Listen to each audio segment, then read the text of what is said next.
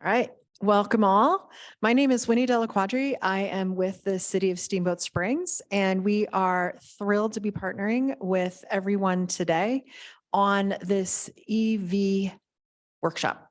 The city has an EV readiness plan, and we are doing what we can to support the transition to electric vehicles in our community, including installing EV chargers, doing education and outreach with partners on education around EVs and EV chargers, as well as trying to transition our own fleet. So thank you for coming. We appreciate having you. And without further ado, I'm going to turn this over to Connor to introduce himself and the workshop today. Thank you.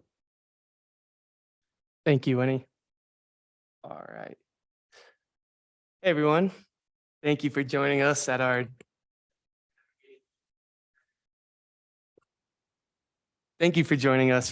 workshop for navigating EV charger installation at multifamily units and lodging.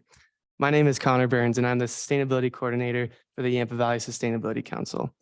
YVSC, in partnership with the City of Steamboat Springs, is helping implement the EV readiness plan, which includes having one charger for every 12 EVs on the road. One of the major barriers to the adoption of EVs is access to chargers. Research from the Department of Energy also indicates that 80% of EV charging is done at home. With a few thousand condos and apartments now in Steamboat, there's a good chance you or your colleagues manage one or more properties in town. While EV adoption picks up, so too will the chargers. We're here today to help you navigate through this process in this workshop by showcasing 3 of the most reputable charging companies in the space, as well as the grants that make these chargers and installation very affordable. YVSC is a nonprofit in Steamboat Springs that serves as a leader, catalyst, and resource for building a sustainable and resilient Yampa Valley region. YVSC is your local resource for all things EV, and we're delighted to help you in your journey in adding EV chargers to your properties. As you can see, we have 5 priority areas. Today's workshop falls into our transportation category, which includes the transition to a low or no carbon transportation system. YVSC frequently partners with the City of Steamboat Springs to help people in this transition. Some of our past events include an all-electric shuttle ride and drive, a passenger vehicle ride and drive, and of course, today's workshop for navigating EV charger installations at multifamily units. We're excited to be co-hosting this event with Winnie Della Quadri from the City of Steamboat Springs, and we have a fantastic relationship with her and the city working on these projects. We have with us today, Dan Adams from ChargePoint, Ronaldo Gonzalez from Blink, Jill Barnett and Jack Barnett with EV Range, and Mary Harlan with the Clean Energy Economy for the region, who will be talking about the Charge Ahead Colorado grant opportunities. We would now like to welcome Dan Adams as our first presenter for ChargePoint. Awesome. Pleasure to meet everybody. I'm going to quickly just share my screen and go through a presentation as a group.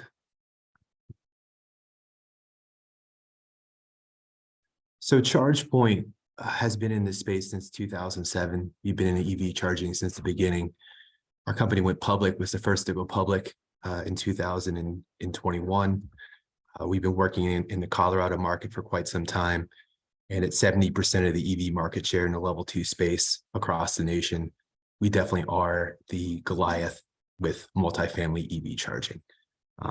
My information can be found here, Dan.Adams at chargepoint.com. Look forward to following up and happy to answer outstanding questions as they arise. So the state of the U.S. market, obviously, Steamboat Springs is a high tourist area. You guys have lots of people coming in from different markets. The auto space has exploded with EVs. So with a place that sees a high rate of tourism, having EV charging in multifamily, both for rentals and also for condominiums, people that own space is key. So things are really starting to increase across the board, across all major auto manufacturers. And you're going to see more and more EV drivers coming into the municipality and coming into this space, both in the multifamily and the condominium space. As we navigate through multifamily, key things to consider is the rate of charge. Most people are going to be there for 8 to 10 hours. They're going to be parked overnight. So you guys would be looking at level two stations. So in a lot of situations, you'll have the infrastructure on the ground, 208, 240, it's a standard building load. So adding EV chargers won't be a huge task. You'll be able to work with Charge Ahead Colorado, a lot of the incentive programs to make this as easy as possible. And we can help you navigate what would be the best solution for your multifamily development. As far as in the EV space, level 2 is obviously really important. ChargePoint is a great provider because we can charge all vehicles, Tesla, non-Teslas, Asian manufacturers, US manufacturers. We are a universal charging provider. So we can accommodate everybody's needs, and whatever type of tenants that come into your space, you'll have a direct ROI with people that will be able to rent long-term and obviously permanent residents as well. So navigating ChargePoint, we are a network solution. So the benefits of that, we have 70% of the EV market share. So we can give you guys competitive knowledge into setting price structures for your multifamily tenants. We can lock stations down just for tenant use. We can create different pricing policies for both public and then tenant charging. So we can give you a lot of versatility in how you charge and how the end user experience is built out in your multifamily community. And we'll help you through that process, through the portion of activating and onboarding with ChargePoint. But as you can see, ChargePoint on the level 2 space, close to 73% of the market share. The average level 2 station, you get about 30 miles per hour range of charge. That's more than ideal for vehicles that are parked there for 8 to 10 hours. Most people are going to do their charging overnight. So a level 2 charger is by far enough. And the great thing about smart charging solutions is we can also maximize that infrastructure. We can do power sharing among different stations. We can ensure that we can maximize available infrastructure so you guys aren't having to incur additional costs in installing stations. And we'll work closely with the city, work closely with Charge Ahead Colorado to make sure we meet all your needs. Like I said, we have 70% of the market share, so we have a completely integrated ecosystem. Our app, integrates with all of the chargers out there. You're able to see ChargePoint stations, non-ChargePoint stations, including Tesla, Blink, everything that's currently out there. We had $468 million in revenue last year with a spend of about 1.2 billion. So this is a really big space, and it's really important to partner with companies that have been around for a while and are going to continue to be around into the foreseeable future. This is basically just kind of an idea of what it would look like for your tenants. They'll be able to utilize the app. There's 4 ways to pay. So they can use a chip-enabled credit card to unlock the holsters and charge. They can call the number on the screen and basically set up a remote charge. They can download the app utilizing the ChargePoint app. And then we can also send tenants an RFID card that they can put onto a key fob to be able to unlock the station. So like I said it before, we can lock the stations down specifically for tenant use. We can limit information to, unit number, first and last name. If that person were to leave the multifamily development, we could eliminate them from the use of the chargers. It's a pretty seamless experience, and we would help you educate through that whole process. As far as for property managers, you guys will have complex analytics for your properties. We can limit visibility. So certain people have access to financials, others may not, but they'll be able to see unique drivers, sessions, and be able to make educated decisions about purchasing charging in accordance with what is needed on property. We also have a list of a bunch of different features. We have wait list, we have energy management. We have kind of the most cutting edge software that enable these chargers to succeed in a multifamily development. And we're excited to navigate through them. We also have a waitlist policy that's important, I think, across all companies, because if people are sitting at the station and the battery's at 100%, they'll receive a notification to move their car, and we can create incentives for them to move in and out of the stations so people aren't basically wasting, station usage on property. But like I said, we have power management, so we can make the most of any type of infrastructure that you guys currently have available, and we can navigate through all features so we can make best use of what we have available. But I think I'm at time. Thank you so much for the opportunity to present Steamboat Springs. If you guys have any questions, feel free to reach out, and look forward to working with you. Thanks again. Thank you, Dan. We'll also have time at the end for a Q&A and open discussion. Next up, we have Ronaldo Gonzalez from Blink Charging.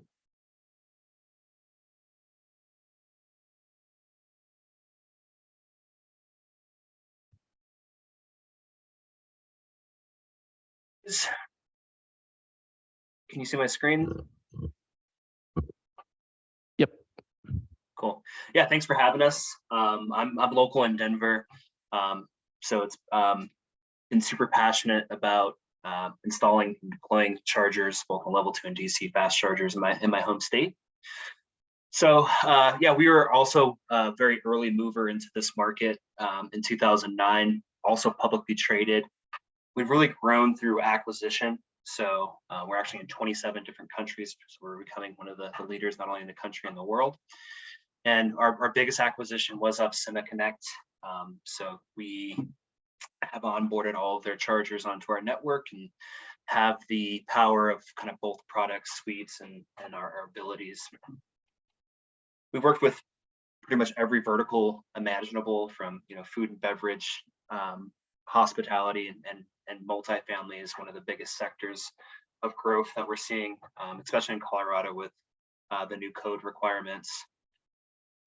Right now, we're really at this hockey stick growth from EV adoption perspective.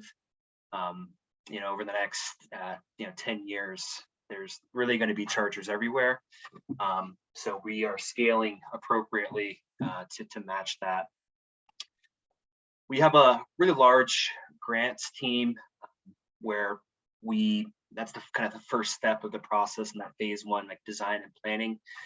We really go after grants from the federal, state, and the utility sides, so it makes more economic sense for project deployment, and that's done by our grants team. We're in the level 1, level 2, and DC fast charging space. Our level 2 chargers are built in the US, so they are Buy America compliant. Similar to ChargePoint, we have several payment methods from RFID to the Blink network, Blink cards, and then a physical credit card swiper as well, which is helpful for driving that revenue. Different deployment modalities, from wall mounted, pedestal mounted, and pole mounted. And then our DC fast charger line is actually 30 kilowatts all the way up to 360 kilowatts. Kind of two sides to our network. There's the driver side, super simple to download on the App Store. It shows all the chargers on the network, supporting businesses. And then they're able to either initiate a charge and keep a credit card number on there. And then on the host side, every host has a dashboard where they're able to generate CO2 reduction reports, utilization, create specific user groups and charging groups, and really remotely monitor each station and its health. I will say, with the scaling of our company, we're super focused on service and maintenance. So every host is provided an account manager. So if there's any issues with the stations whatsoever, they have a direct contact to the person that can help them get their station online or sort out any issues. So there's you don't have to call into a long 1-800 number. Stations aren't going to be down for several months, and that's just because of our really focus on service and maintenance and that user experience. This is where we really have a unique advantage compared to our competitors. We have a lot of go-to-market flexibility and optionality that other charging companies aren't providing. So the host-owned business model, that's an equipment purchase. You purchase the equipment from us, you put it on our network, and you receive 100% of the revenue. This is really for hosts who are highly subsidized, or they see the long-term economic benefit for owning the chargers, and then they're able to put that capital investment up front, and it's a higher initial upfront investment. We also have Blink as a service. If you think the charging as a service is another name for it, it's a 3, 5, or 7-year lease. So this is a good option for hosts who maybe had some scope creep, on their make ready, or they went over budget and they still wanted to deploy the chargers, they can reduce the overall capital expenditure, turn it into an operational cost, and the chargers are around $200 a month. So with that, they still receive 100% of the revenue as well. Our hybrid co-investment model is, if the host pays for the electrical upgrades, we'll provide the chargers at no cost, and then we'll provide them a revenue share. So this is, again, a good opportunity to lower the initial upfront investment of the project and deploy chargers and still receive a good portion of the revenue. And then our turnkey, like, zero capex model, that's really for, like, densely populated metropolitan areas that have high heavy traffic and EV registrations. That's where Blank will pay for the entire project cost. So we'll pay for the make ready requirements and install the chargers and provide the chargers at no cost. And both in the co-investment model and the zero capex model, all service and maintenance is included, so that you don't have to pay for anything out of pocket for the life of the contract in the future. We help with every stage of bringing a project to fruition.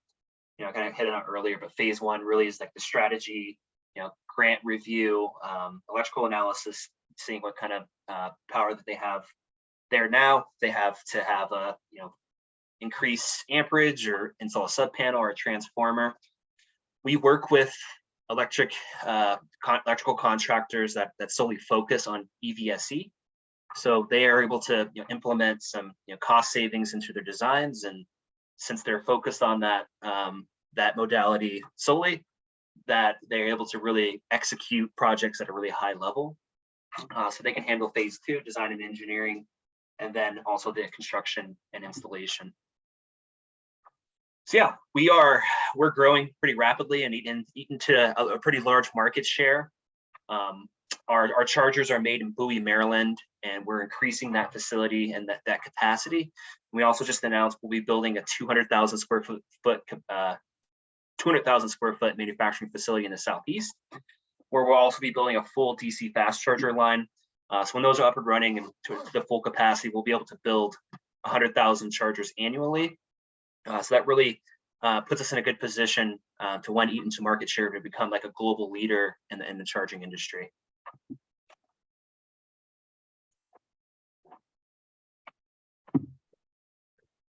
Great. Thank you, Ronaldo. Next up, we have Jill Barnett and Jack Barnett, who are here in person.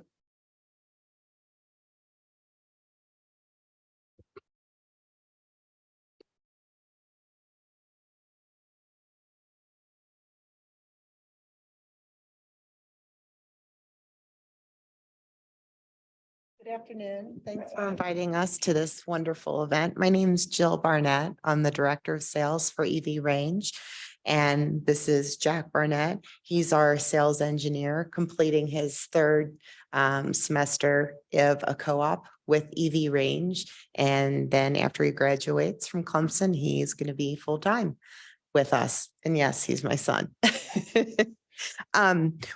Here at EV Range, we are a full-service turnkey EV infrastructure company. We're based out of San Pedro, California.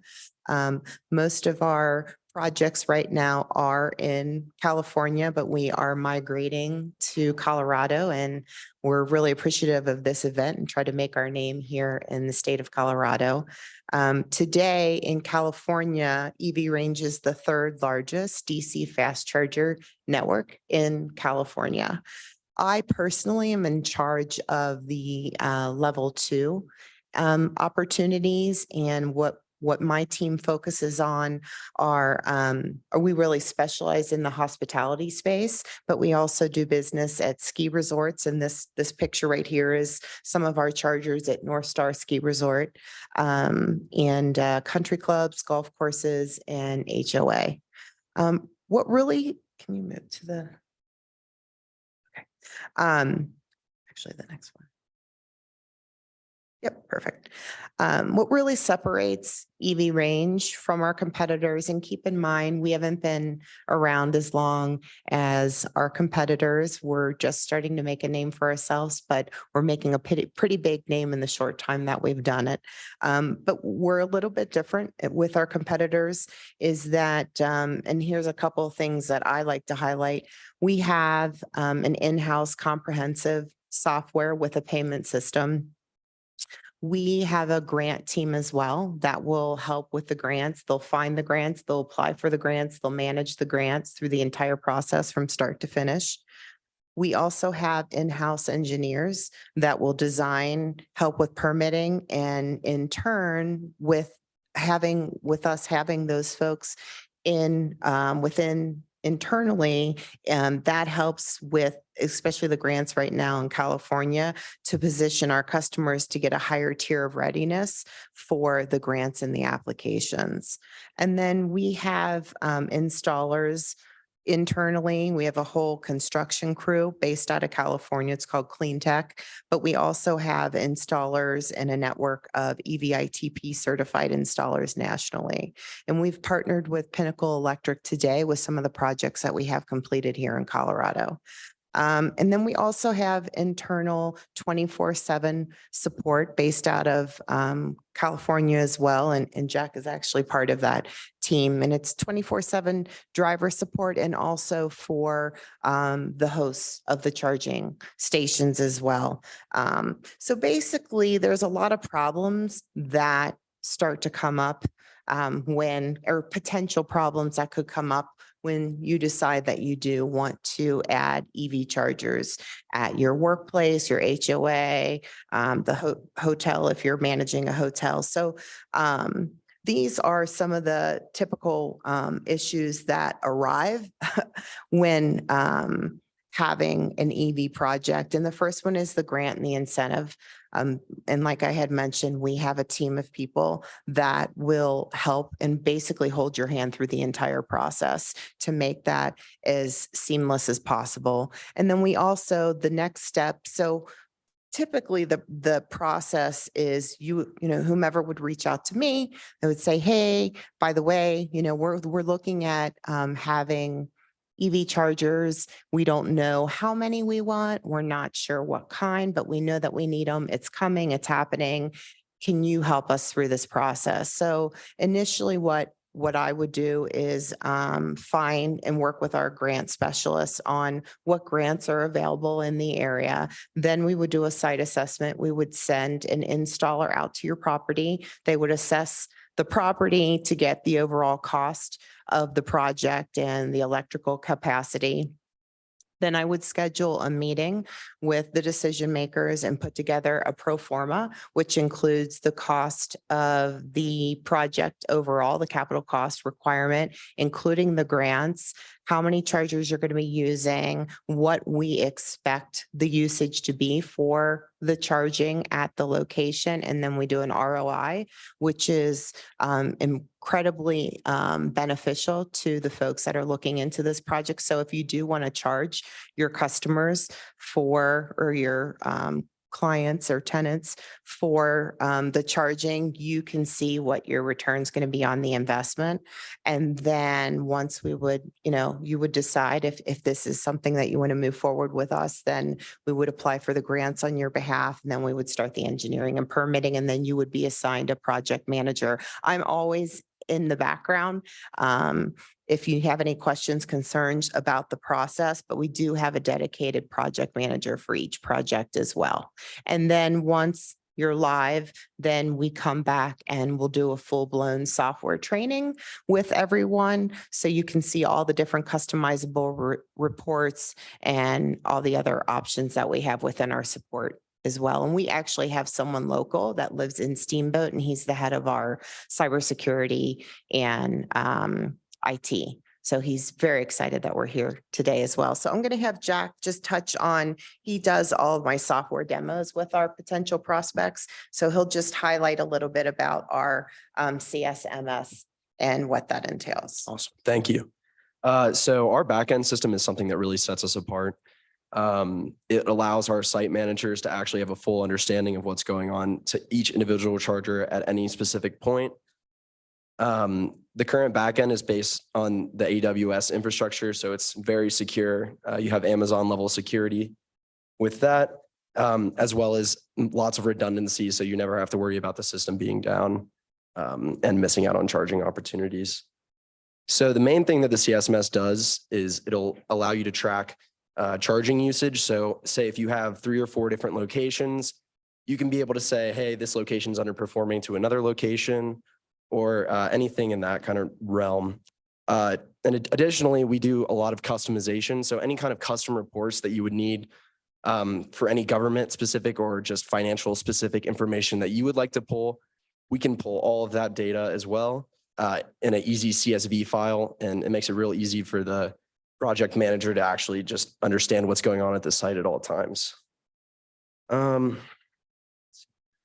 We also can do, and we just did this for an installation. I think it was 40 chargers in Southern California. It was a multi-tenant, and they wanted to, instead of each individual driver scanning a QR code and putting in their credit card information, each tenant would be billed. They'd have a fob, and when they to start the charger, and then once they're done charging, the bill would go directly to their account with the homeowners association, and they would pay for that monthly. So we're super flexible when it comes to stuff like that as well. And we can customize pretty much anything.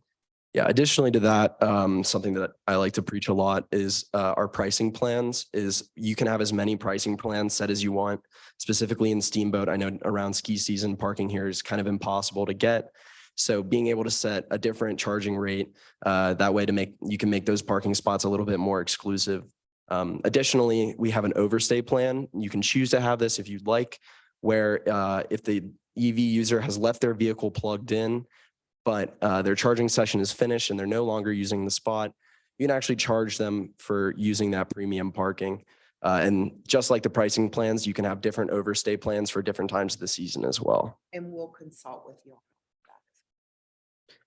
So the last thing I want to cover is our mobile pay app. A lot of our competitors, you have to download a physical app onto your device or your car or whatever. Ours is done completely through a web app. So you just have to you either type in the URL or you just scan the QR code on the front of the charger, and it takes you right to the point that you need to be at, where you can just basically, if you had an account with us previously, you can just plug in and it'll start charging to your card, or you make a new account, put in your credit card information, and then you're ready to go. And additionally, you can track the progress of your charge, and those overstay notifications, you'll get those as well through the web app, which is extremely nice. And it's super, a lot of everyone that's used it has said it's really low effort to use and just kind of a seamless process, which is very nice. Yeah, I think that's it for me. And just want to thank you again for letting us be a part of the presentation. Thank you very much, Jill and Jack. Next up, we have Mary Harlan with Clean Energy Economy for the region. Hello, I'm Mary Harlan, and I'm going to be presenting today about Charge Ahead Colorado. Oh.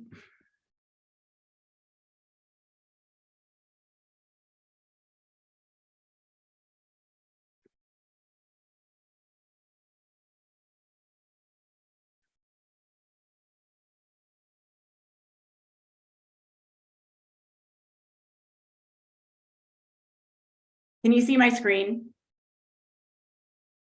Not yet. Okay.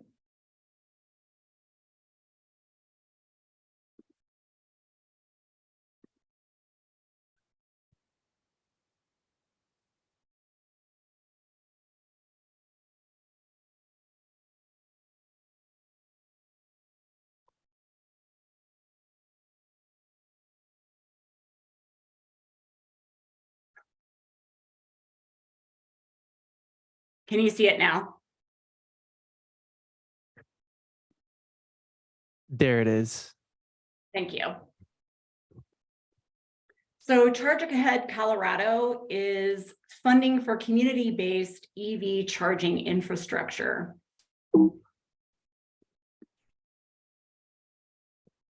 In Colorado, we have recharge coaches. Martin Bonzi is my colleague, and he is one of our main recharge coaches. I'm also a recharge coach in training, and that is for our area. Routt County is included in this area. We're the orange area on the left side of the screen. With Charge Ahead Colorado, we have several recommended application steps. First and foremost, you can contact your recharge coach, which would be myself or Martine. We'll help you determine your funding level based on how many charging ports that you're going to apply for. The survey is not required, but we do recommend a survey that is on the Colorado Energy Office Charge Ahead Colorado website. And that survey is important just to gather information. The next step would be to connect with your electric utility. Many electric utilities do provide some funding, and that funding can be used as a match, as part of the match that Charge Ahead Colorado requires. You can get a free installation estimate from a contractor. However, don't move forward with anything else with that contractor until you get a purchase order, which would be what you would get if you are awarded grant funding. You'll complete a grant application. You'd want to share it with either myself or Martine before submitting it. And if you aren't awarded, you can still reapply. Once awarded, you will receive that purchase order, and then you're required to get at least 3 installation bids. You can select your own contractor for installing charging stations, and then you would submit all of the required documentation to the Colorado Energy Office for reimbursement. So I've highlighted the top portion of this chart, and that is because most multifamily housing and HOAs do install level 2 under 19 kilowatts per port charging stations. Currently, there is the Equinox EV, for example. That's a vehicle that has a 19.2 kilowatt per hour charger. So the level 2 19 kilowatt per hour chargers are the standard, both in the design of the vehicles and for charging infrastructure. So Charge Ahead Colorado does have some enhanced incentives. And what that means is that if you are income qualified, you can get 90% maximum funding from the Colorado Energy Office, or a maximum of $5,750 incentive per charger. And that is about $1,000 higher than the normal amount awarded on the chart that we just looked at. And just to clarify, these amounts are per port, and then the maximum incentive is per charger. So what is income qualified? Income qualified means that 66% of your tenants are at 80% area mean income or less. And these would mean that the housing is qualified through Housing Choice Section 8 housing, low income public housing, HUD, and a low income housing tax credit, and operated by a housing authority. And you do have to provide documentation of that land use restriction agreement for the Colorado Energy Office to verify. Disproportionately impacted communities, this is going to apply to several areas in Routt County. So in Routt County, there's a little portion of Steamboat that is included. And if you look at the top of your screen, there is a little blue patch. That is the area near Steamboat. There's also portions of a golf course near Steamboat, Catamount Ranch, about half of Hayden is included as a disproportionately impacted community, and then most of Craig. So surrounding areas and parts of Steamboat Springs are included as disproportionately impacted. This is on a link that is in on the Colorado Energy Office website for Charge Ahead Colorado, and you can type in the specific address of your multifamily housing unit or of the HOA and really find out for sure if you are part of that disproportionately impacted community. And if you are, you do qualify for those added incentives that I had mentioned in the previous slide.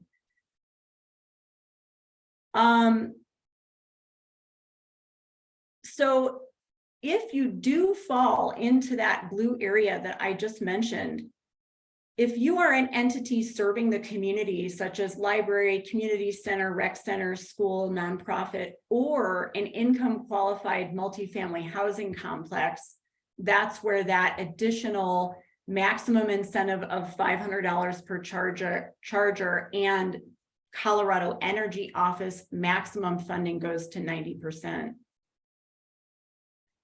So again, you are not required to do a survey with your HOA members or tenants, but we do think that it makes your application stronger. There is a template survey that is provided on that Colorado Energy Office Charge Ahead Colorado website. So you can access this on their website. And again, this is just to gather a little bit more information about the interest of EV charging stations and EVs in general from your tenants. And it will help you in the planning process of how many chargers you might end up installing or asking for funding for. So on the Charge Ahead Colorado program, there is a short application and a standard application. Most of the time, if you are going to be requesting 6 or fewer level 2 charging ports, and to clarify that, that would essentially mean 3 chargers that each have 2 ports that can be used at the same time.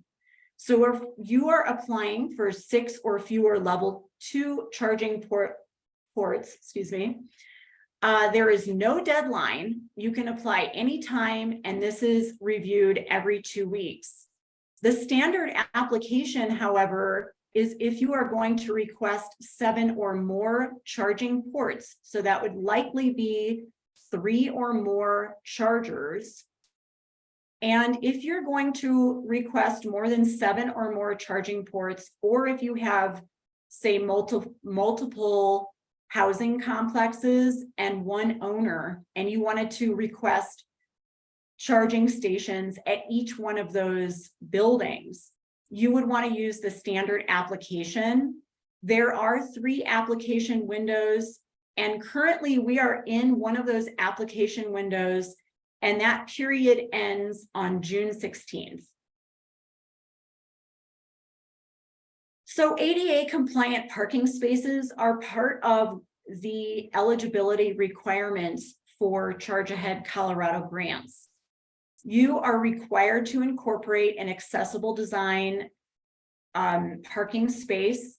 And there is, again, guidance for this in an application guide that is available on the Colorado Energy Office website of Charge Ahead Colorado.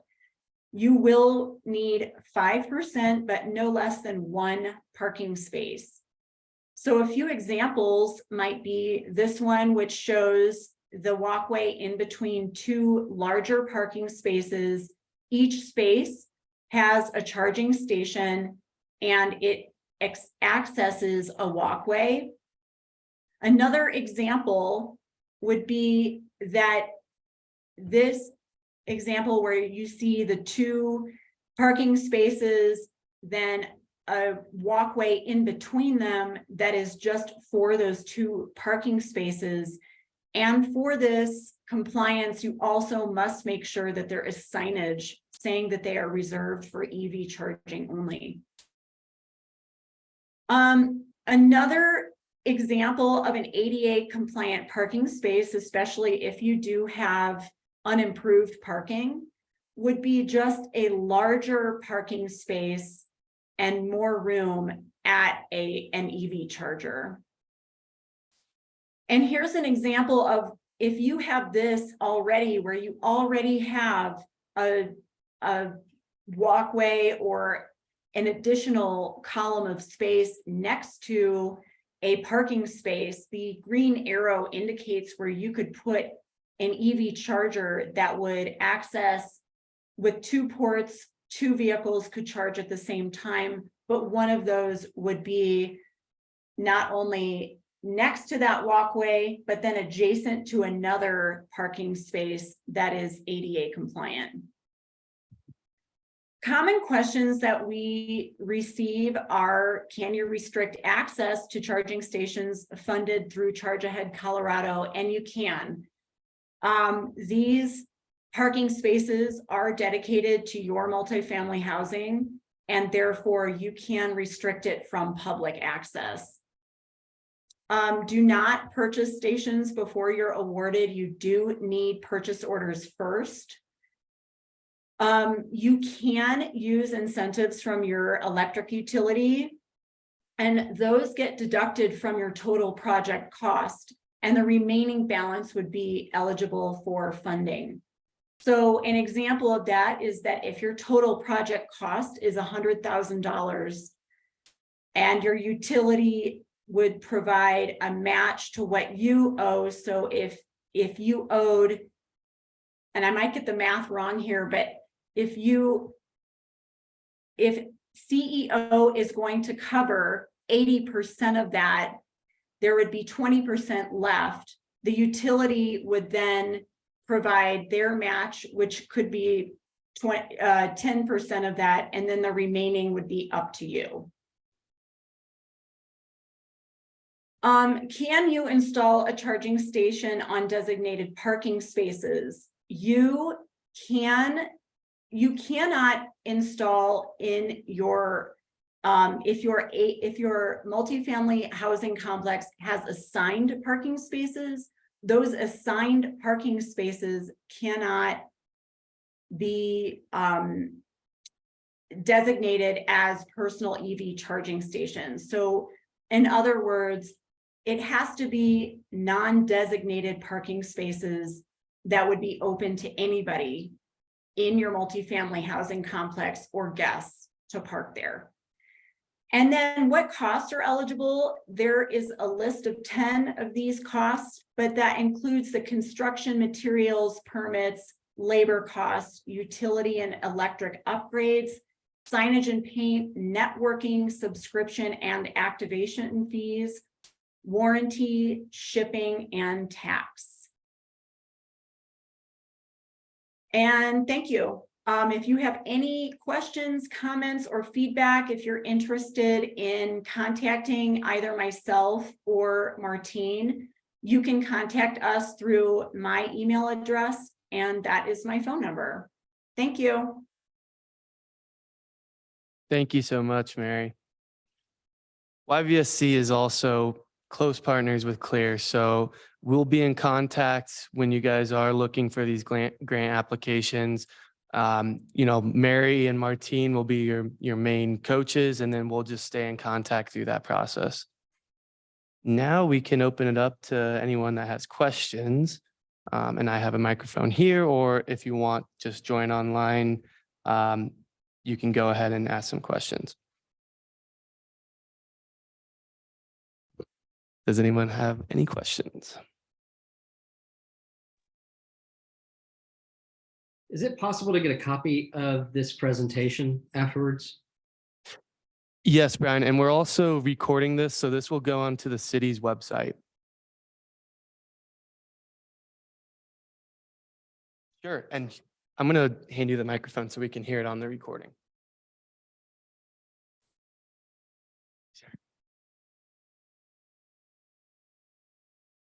So Mary, my question for you is how often can an entity apply? So so I work for Yampa Valley Housing Authority, and we have quite a few multifamily buildings. And so I'm wondering how frequently we could do this if we wanted to install chargers at every building.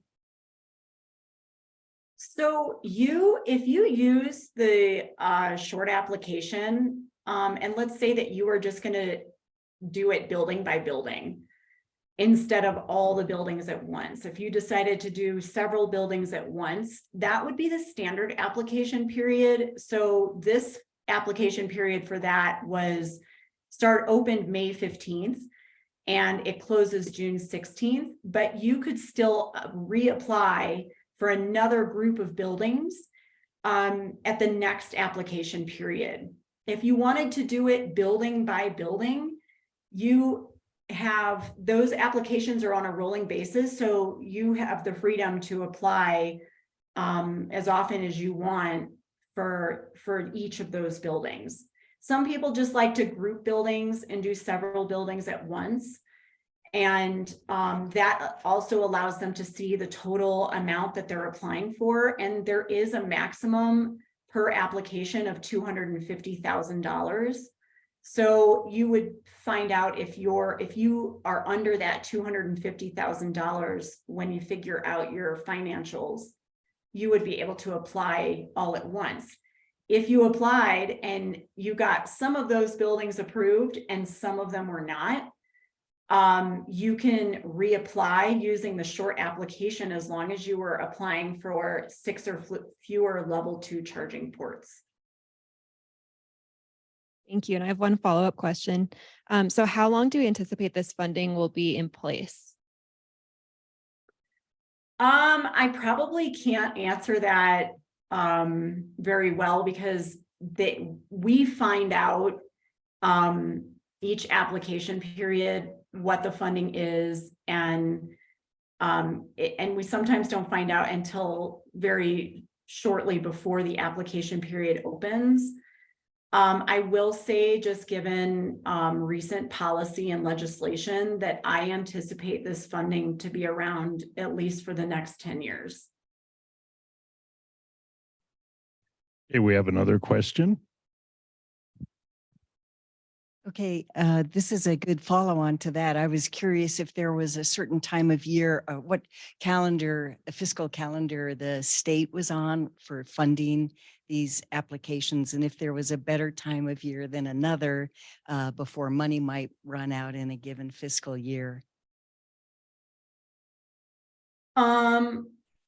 So the fiscal year that at least that recharge that we as representatives of recharge coaching, the fiscal year ends June 30th and then begins again July 1st. I don't know of any point where the funding in all 3 of the standard application periods, I'm not aware of the funding being less in any of those funding periods. Okay, great. And then if I may, another question. Can you tell us a little bit more about the data reports that an HOA might be required to provide to CEO as a condition of the grant? I'm going to have to look at my notes for that one. I don't know the answer to that on the top of my head. Mary, Ronaldo here from Blink. I believe it's utilization. Okay. So basically they want to see, how much cars are charging and how much energy that you're using. And then for a condominium building that has underground parking and currently Wi-Fi is a little bit sketchy, are there some solutions that would enable us to collect that data and provide it to the state? Yeah, usually you can install like a Wi-Fi extender. So that's like a separate like network component. So it's able to boost the Wi-Fi signal into a garage or subterranean. Okay, thank you.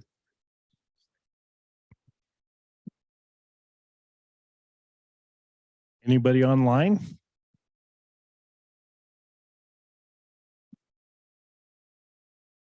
Oh, wait, we have more in the live audience here.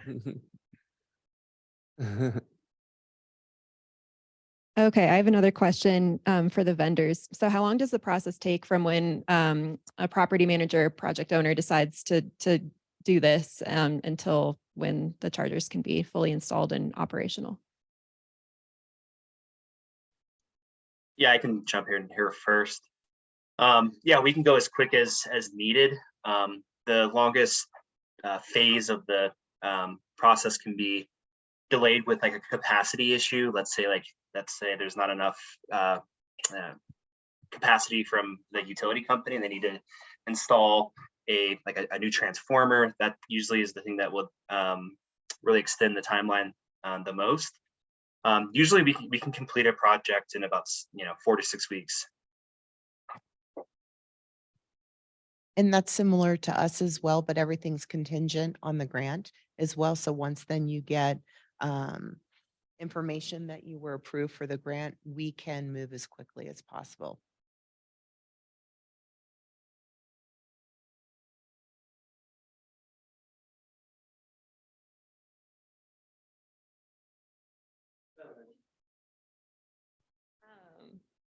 All right, I have another question. So just in terms of ED or EV adoption, help me understand sort of the economics for the EV owners. Like what's the cost difference between a tank of gas for an average vehicle, like average miles per gallon, and a charge for a similar distance driven? Just trying to understand this since we operate affordable housing.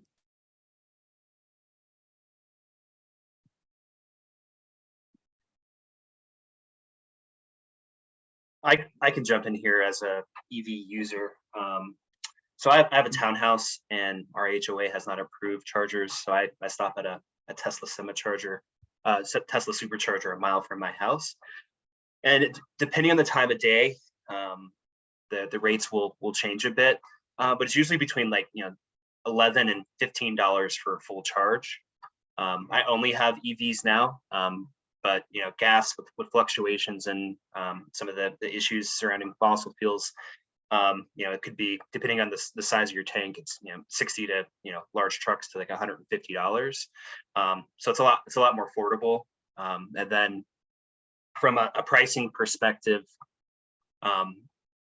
pricing how much you're charging your tenants is going to be really geared towards, are you providing it as an amenity?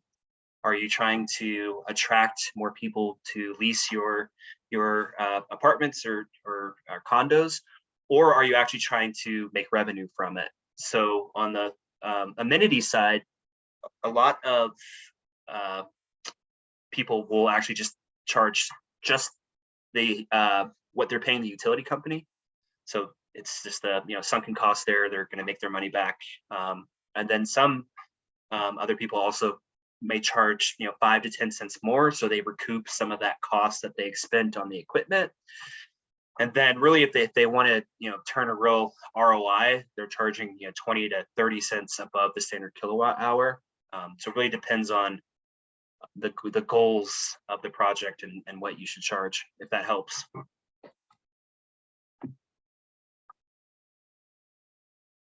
Thank you, Renato. Any more questions?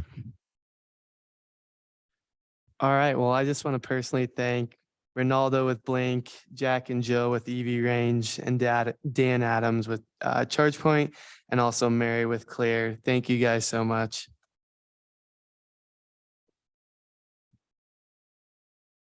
Thanks, everyone. Bye. Thank you.